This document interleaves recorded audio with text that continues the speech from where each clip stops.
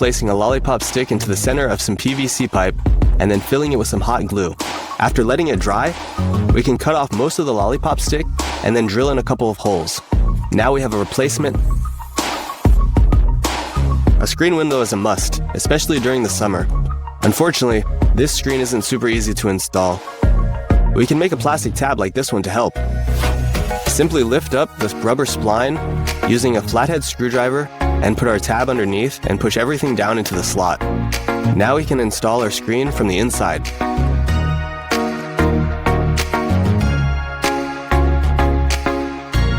This nozzle is cut a little too small to apply our sealant quickly. Let's modify the nozzle. First we'll melt the tip and seal it shut. Then we'll make a vertical incision along the nozzle. Now we can apply a much thicker layer faster. And once we're finished, we can seal everything up with a bit of duct tape. We don't want the raw wood to be exposed on our baseboards, so we'll cut everything to look a little bit more professional. We can cut clean 45-degree angles to the baseboard on both ends.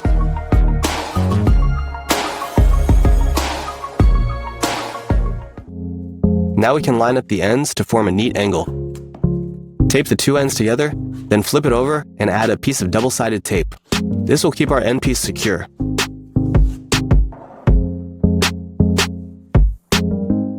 Sometimes we need a small foam brush to paint our projects.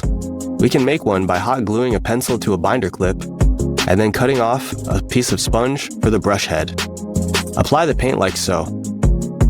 When finished, replace the old sponge with a new one. Here we're tying a prusik hitch, also known as a prusik knot. It's a rather useful knot because it's simple to tie and simple to untie.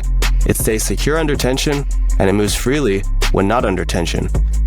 Besides being used in rock climbing, it's especially useful for tying rope to fixed posts.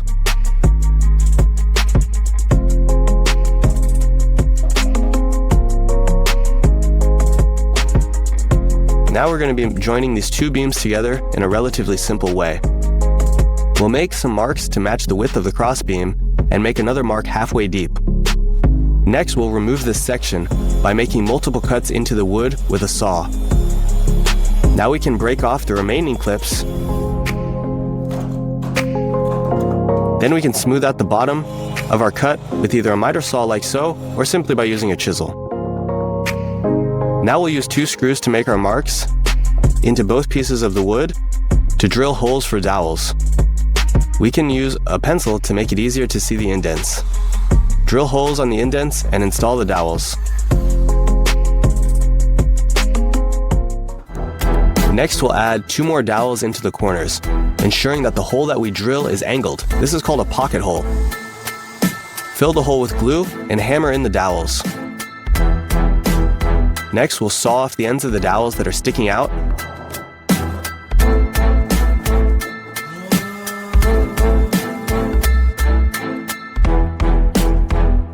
Let's move on to our next project, which will be adding a depth stop to our hand saw. Start by cutting out a rectangle piece of wood that's the length of the saw blade and cut it about half its width. Next, we want to cut out two notches that are the same width as the bolts we'll be using to attach the depth stop to the saw. It's easier if we drill holes first and then saw out the remainder of the notch. A little bit of sanding wouldn't hurt either.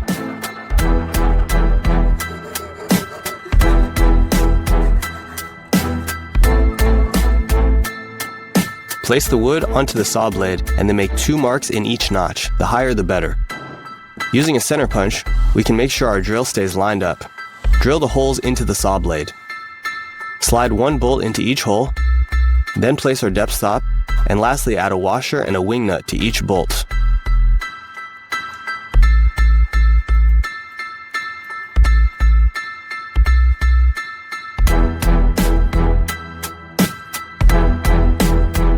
Now we can adjust our depth stop to the height that we need.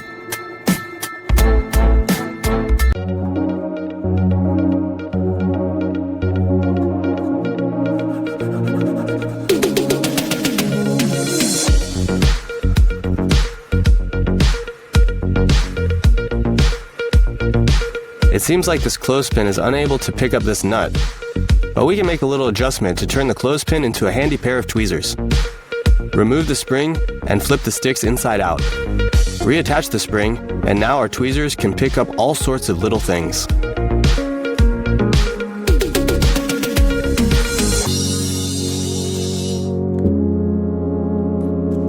Here's a fun little party trick using matches and a syringe. First, take the syringe apart. Dispose of the needle properly.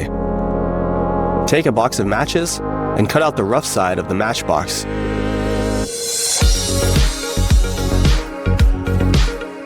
Roll the cutout around the tip of a match.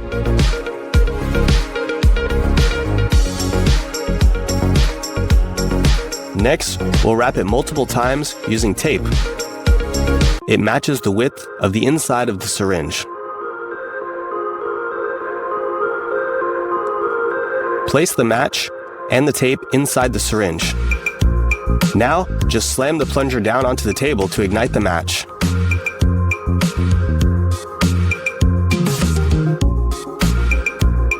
Here we have a piece of ribbon that's cut. Instead of gluing it, we can tie it together using a simple overhand knot. Pass the second piece of ribbon around the knot like so.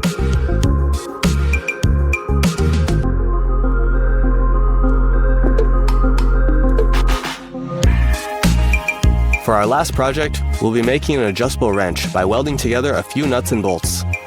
First, we'll secure a square tube in our vise and then weld a nut onto the end.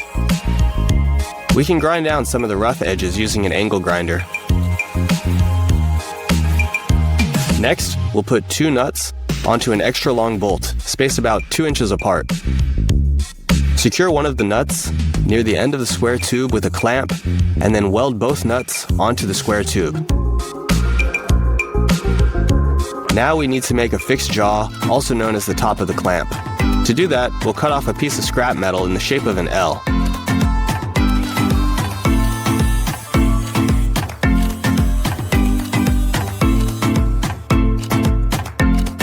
Now we'll weld this piece.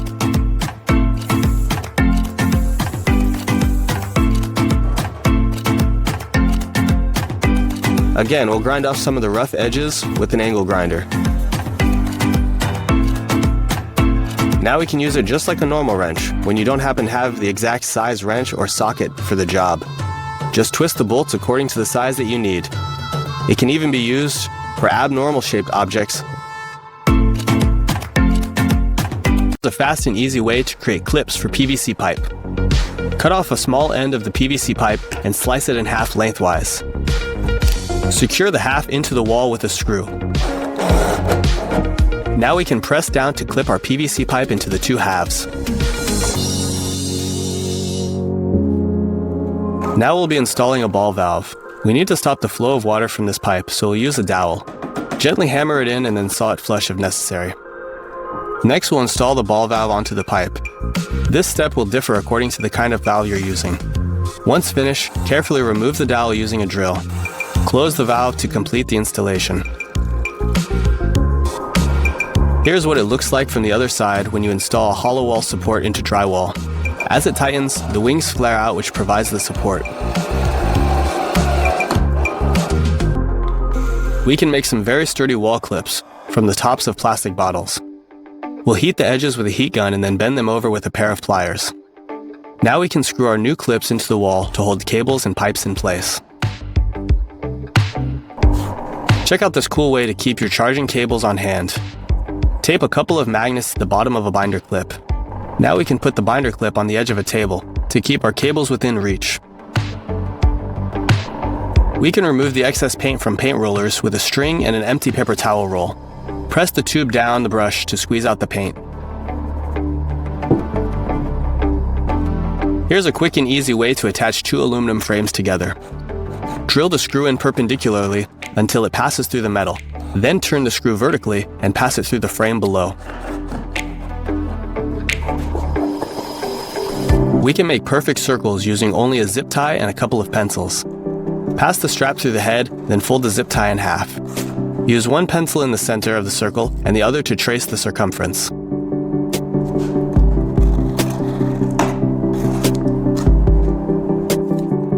The bristles on brooms are easily damaged. We can extend their life by adding a bit of double-sided tape to sweep up any loose dust and protect the bristles. We can squeeze out the last bit of toothpaste with this next trick. Zip tie 2 pencils together and pass the toothpaste tube between the pencils.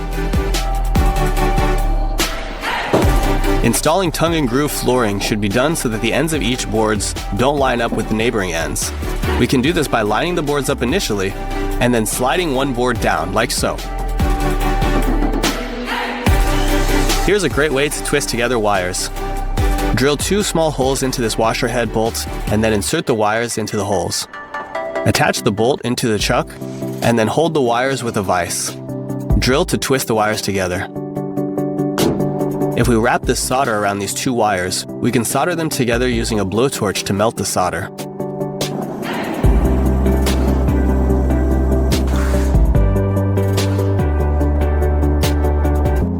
After long enough use, the stone on this circle knife sharpening machine is no longer square. We can fix that with the help of an angle grinder.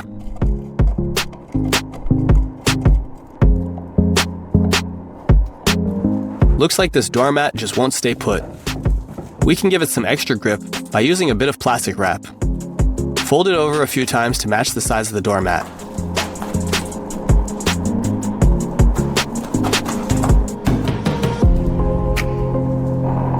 How about a glass of orange juice?